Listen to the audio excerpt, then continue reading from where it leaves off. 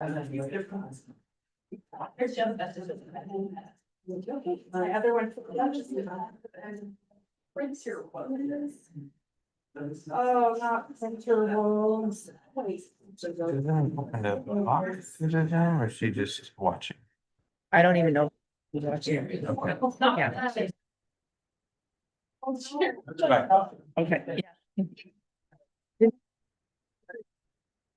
Did you ask Jennifer? Yeah. Yeah. Yeah, this is how it's supposed to feel when you.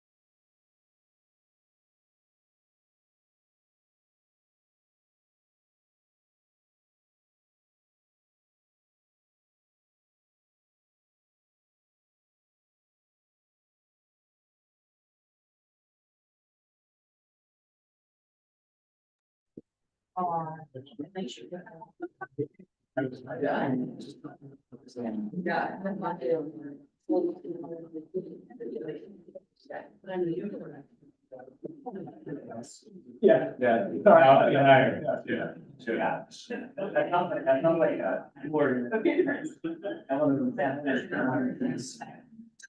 I know. This is just. Are you ready for me to start that? Start videoing. Yeah.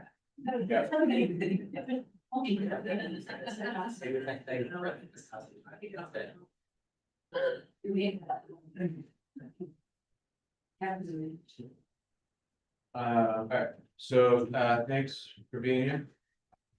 So as we know, Susan's communicated with everybody about I'm be here tonight. And so it's changing the agenda of the plan. She asked me to sort of just say welcome. And be open. So the plan, if you know, tonight is to listen to responses from the Association, and we'll listen to those responses and take that. And that's where then the next meeting is kind of be a schedule. Yeah. We were assuming that it's probably gonna be pretty short there. I think one of the things that goes back. Because of the, we knocked off a number of articles last time. With the tentative agreements, and so. We have put into our packet all of the. Outstanding proposals that are there. Some of them. A couple of them are gonna be exactly the same as we proposed last time. Just because we gave them last time, but we're still waiting to hear back response from you on that. We just thought, let's just make sure we've got everything in all one place that has that thorough in there. And so, and then there's some other areas where we've adjusted that the team can go through in there. But we believe this would encompass all of the outstanding articles. And so like our hope would be like going into next week that and based on what Susan had relayed, that you'll be able to respond in kind, yes, no, whatever it is, like, but that we'll all know that this is what we've got left is kind of the final packet or chunk of things. So I also want to recognize that Sandy is now this at the table. Joe, I know here tonight, and Sandy's planned to move into the position of Joe stepping up, so thank you. Thank you. Yep. Good. Ready?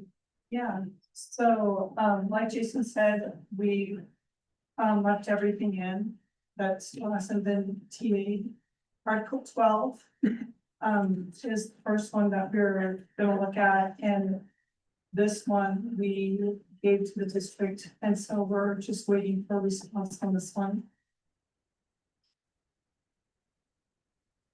If you do have any additional questions about it, please let us know. Try to go through them slow, so if you want to look at it. Article 13. The district came back last time, I think we both, a few articles last time came with proposals on, numerous things. This is Article 13. And by the way, yes, my voice is gone. I feel fine, but it's gone. So Article 13, we looked at your proposal. We felt strongly about a couple of things in there. One about Article Section B right there. I think the district proposed designee, and we were okay with that language there. There was a lot of, the district had proposed in multiple spots that instead of building principals, that it would be administrators. We felt strongly that it should remain as building principals. And, C, we still feel really strongly that it's important to have some sort of documentation there. And, communication back. So I think that's all of Article 13. Article 16 is again one that we need, we're waiting for a response from the district. So we left our changes in there. Quick question back on Article Sure. 13, where it says like what I'm looking at this packet, where it says Article 13, the where it says admin or designee. Yeah, I think she just misspoke on that, like we Sorry. did admin or designee. Yes. We're good with that. Sorry, we're like, Agreed. Okay, Yeah. great. Yes. Not have to use principal No. or okay. it was more on the district had proposed, like, for example, on A at the bottom, where it says finalized procedures are determined by the building principal. The district had proposed administrators. Got Administration, I think it was what it was, Got and a couple other spots, like at the end of B, it was also administration. We prefer the current language to remain. To clarify, as part of that, it's the current system, like one of the concerns that has come up. It kind of filters back into communication. Who do we go to get the answers for things that we need? And so. Not that building principals are not administration, you are, but like that's the current practice. And we don't want to do anything that confuses the communication process. Like, what does that really mean? And I don't think, so we were just like, let's just stick with what we already know, which is that. There might be a finalized procedure that each site might be different based on the needs that, are seen within that site, so. But we want to know, oh, we go to the building principal, they're the one that knows what those finalized ones are. Because that's exactly, Yeah. we like to know that process. Okay, and so like I said, Article 16, we were waiting for a response from the district, but we are just gonna keep it all in the packet. Article 17. Again, we have the last time it was presented, if we have any thoughts on that. We're gonna stay with our recommendations on that. And so it's very, again, waiting for a response from the district. And just one thing on that was I think the last proposal from the district on other leaves. Had this continued a section about unpaid leave and then asked like the question, are there other ideas? And, I think from our end, we're open to engaging in problem solving when it comes up during the course of the contract, like in a labor management setting, but right now. I mean, not trying to be like crass, we don't have any other ideas on that front, and it's like. So our thought is, let's focus on areas that are priorities to us and so we left that.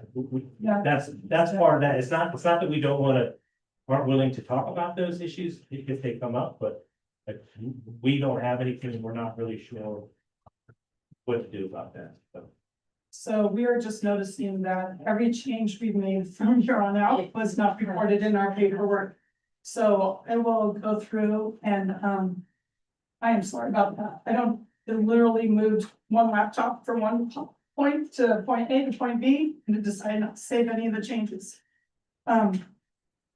So, We can walk through. yeah, we're in, 18 now. With insurance. I think on section B, we were in agreement on that, but on section D, we're, proposing 80,000. So sorry about that, guys. And then if you turn the next page, it says. For, the opt-out for teachers who are opting out on medical coverage. We were, proposing back 375.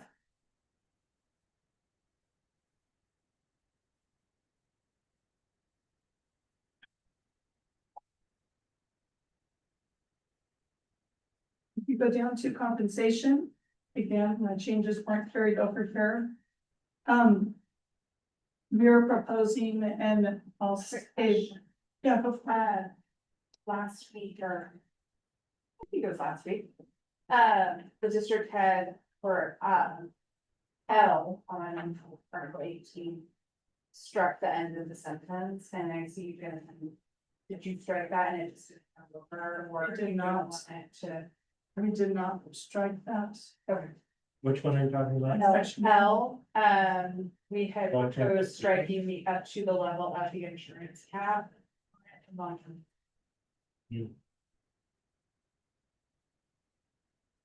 Yeah, we're not opposed to that change. I just wanted to make sure if it was struck on your version.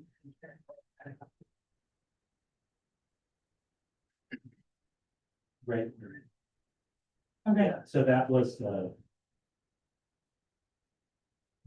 that should reflect that we accept that part of the proposal.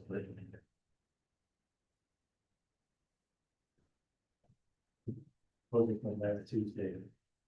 Or no, long-term disability. yes. On the compensation. We are, this is a tough one for us. And it's one that we know that, with the state school funding, that seems to be, at least leveling off of the understanding where it's at right now. We know that the special ed is not going to be, changed in that area, with everything. But we still also need to meet the needs of our members. And so in order to do that, we, are willing to take 5% for, the 25-26 year. And a 5% for the 26-27 school year. The five, And the frog, of course, the frog got in the way. feel free to ask. But that would also be offset with the experience stipend. Instead of number 4 on the next page, the experience stipend would be 2.5%. To meet the needs of our members.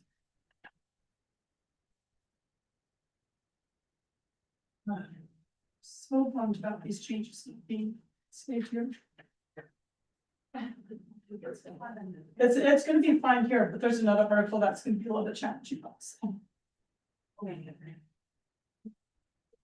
7 is the same. Yep, so that is. We didn't change, we did change the numbers in the appendix A and B, 6 and 5 in the proposal, but.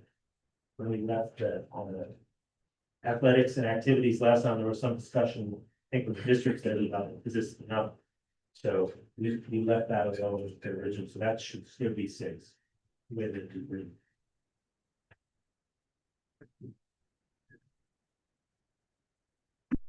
The next section would be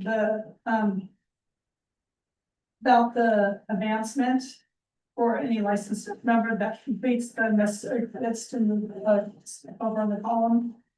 Number 10. Yes, no, it's above 8. Number 8, yeah, all right. Mitch, just to clarify, I think that there's been some confusion about what needs to be done in order to move over in that step column. And so just making sure that it's understanding that members need to complete the salary schedule column advancement form. And that this needs to be done during the month of September in order to be activated for that school year, that calendar school year. This hasn't changed from our original proposal, but we haven't talked about it for a long time. We haven't talked about compensation, and so this isn't anything new. This is, from our perspective, something that gives clarity to the process that would be helpful. The district doesn't think so, or whatever would be helpful here. Why back on that, but it's really not. It's really just about trying to give some clear guidance to people about how they move on the column. We believe it's consistent with the current practice. So, but we haven't, this is one of these ones because we haven't talked about compensation in detail. It just hasn't come up, so. Number 10 is, and honestly, I've been working with, or having communication with Susan about for a number of years about the bachelor's, the BA+ column individuals in our district. It doesn't impact a huge number of individuals. I believe it's less than 10. I can remember it's around 8.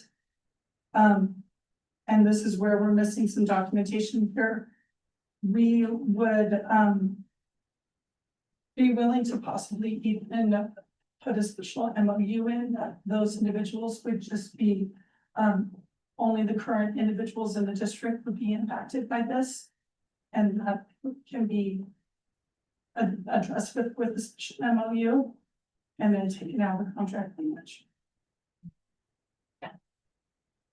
And so it would only impact the current members. And what we want to do is acknowledge the work completion that our members have done and the credits that they have earned. OSU is even acknowledging the error in this program and how it's affected teachers and that they're phasing the program out. So we also want to acknowledge that it's not even going to be an issue. I believe it's the summer's cohort will be the last one that goes through the dual degree program.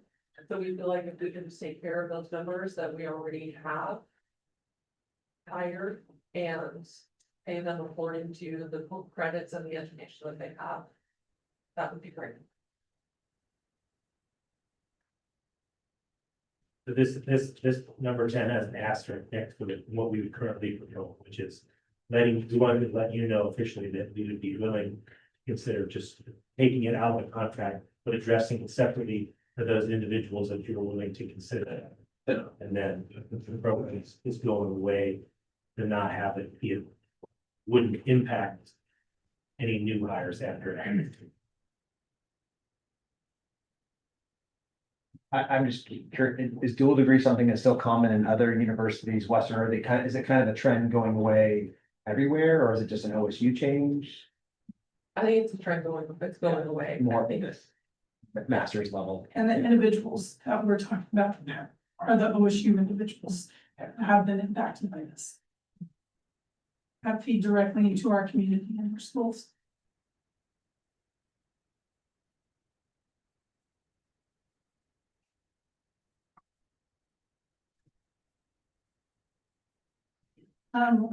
If you turn a couple pages, we're still have the number 9 on the license routine and retain the national board certification. That's the same, and then we'll just be covering the costs like we discussed last time.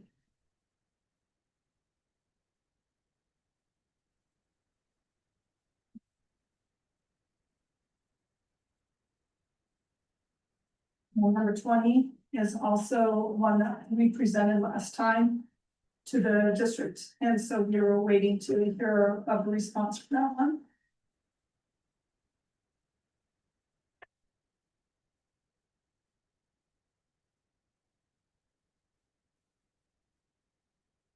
Number 28.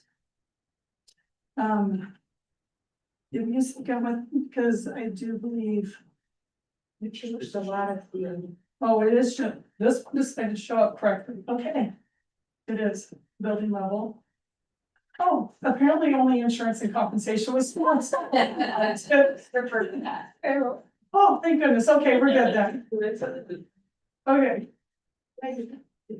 So yes, it was just, there, we wanted, to keep the building level in there and our original language.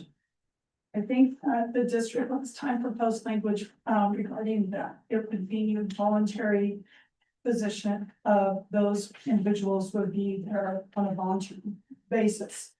Which we acknowledged during the school year, the district does a great job of trying to work with members and cover time and doing interviews if it works out during prep time and everything. But often we hire during the summer and during the summertime. That's when it would be, if staff members are coming back to have them paid from that time. Just to be clear with this, our proposal doesn't require that anybody gets paid for that. But our Yes. concern was if we accepted the district's proposal, it would eliminate the flexibility from any principal to be able to say, hey, you come back in January or sorry, July or whatever to do this.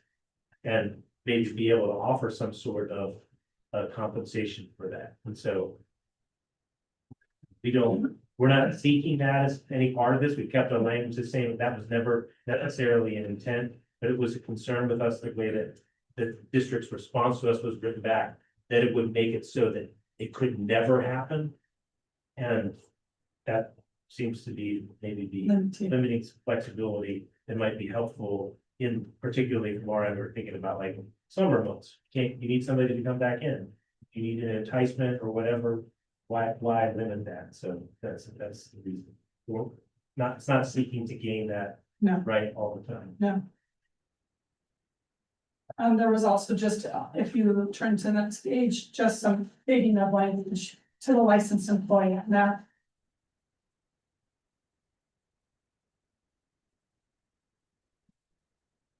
Article 31, school safety, we have stated multiple times that this is, an area that is a top concern of ours and, has been. We really need a district-wide safety protocol. And, something that is updated annually.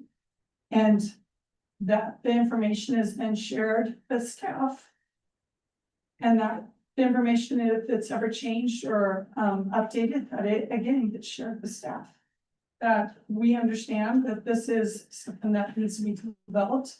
And that over time, you know, process and procedures and protocols have to be changed and updated and adjusted.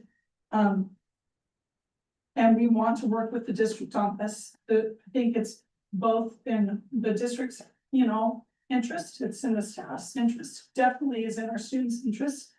And I think we all know that's an agreeable spot we need to be in. Now it's just being this collaborative effort together.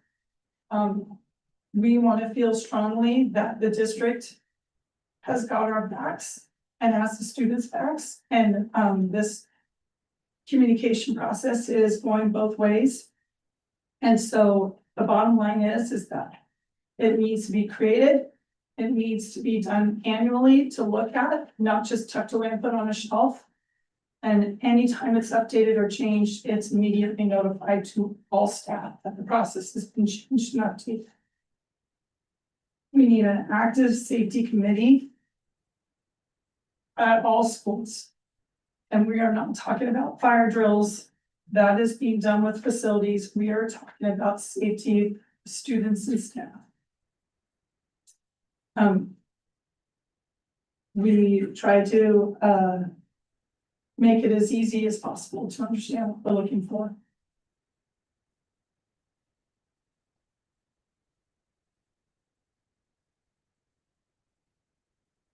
And everything else was remained the same there.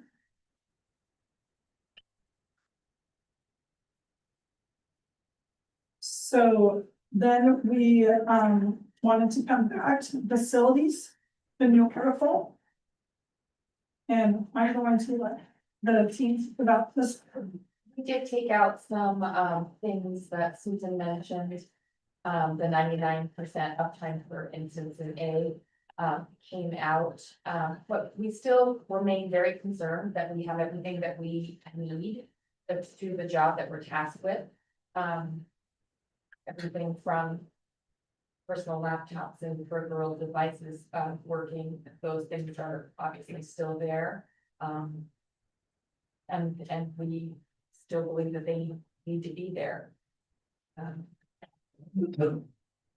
Very strongly that but yeah, I think anything else that we took out.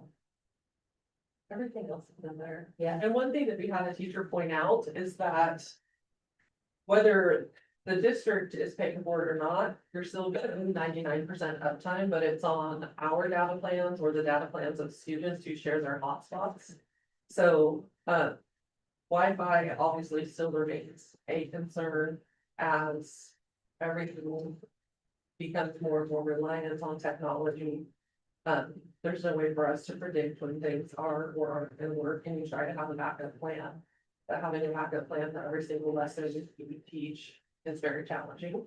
So we just wanna make sure that we're not losing sight of the things that actually like make the classroom run and that are necessary to do that on a daily basis. Maybe taking out the 99% of time helps with the concern and the cost, because the initial response from the district team was this is just literally not possible, it costs literally $1 million, so we still like to have this new article, but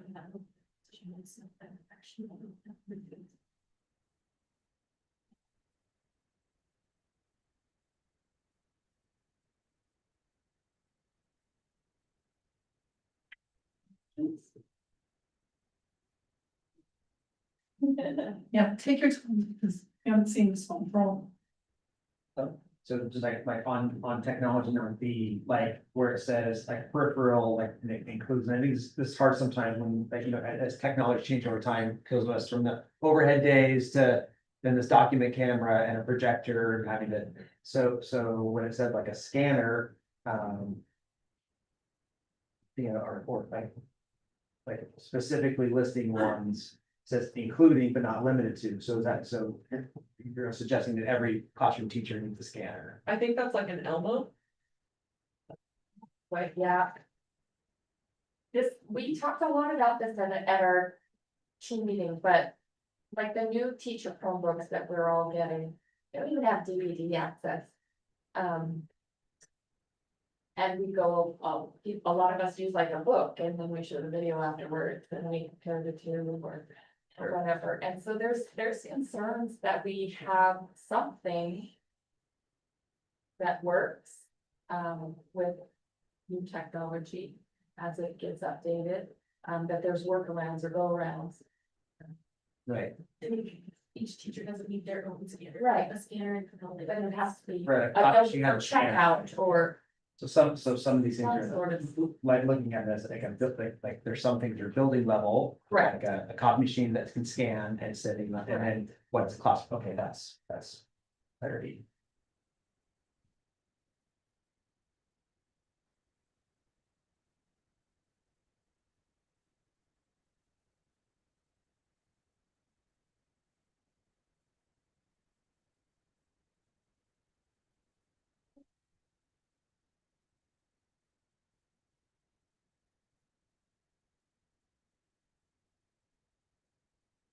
Thank you for presenting, responses and just.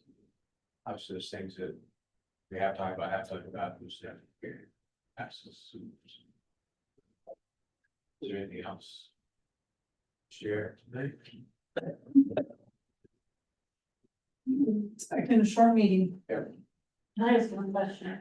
On number 2 and his curriculum on the article. I think it's like, well, it's gonna be clear. When the district implements new software that the teacher is required to us. I just don't, but.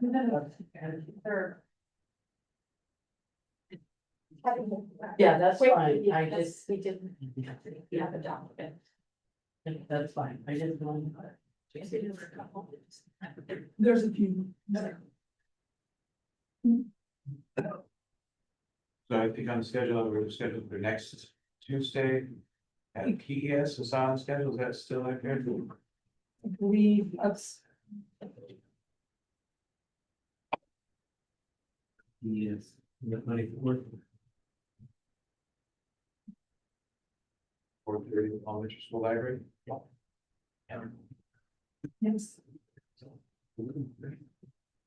Well, thank you for your work, your presentations, appreciate it, and we'll have responses next. But yeah, thank you.